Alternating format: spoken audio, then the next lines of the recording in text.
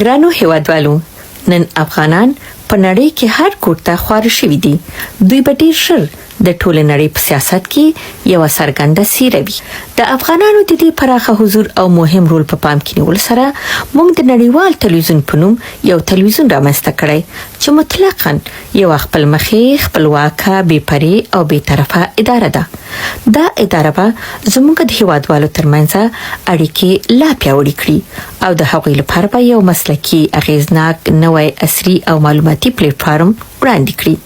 د نړیوال تلویزیون اساسي ماموریت دا دی چې خلکو ته وخت پر وخت ارزښتناک معلومات وړاندې کړي. دا معلومات به کاروي د ولسي ګټو سره سم به تر ولسه ورسي او زموږ هدف هم دا دی چې نوې ټولنیزې اړتیاوې پوره کړو او د نړۍ د نورو هیوادونو سره د یووالي او رغنده تعامل لپاره ځانګړي فرصتونه رامنځته کړو.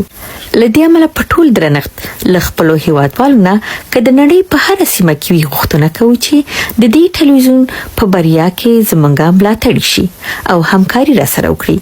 موږ له تاسو نه غواړو چې د نړیوال تلویزیون په کتلو اوریدلو خوښه لایک او شریکولو کې زموږ ملګري شئ. موږ ستاسو له ملاتړه پرته نیمګړي یو.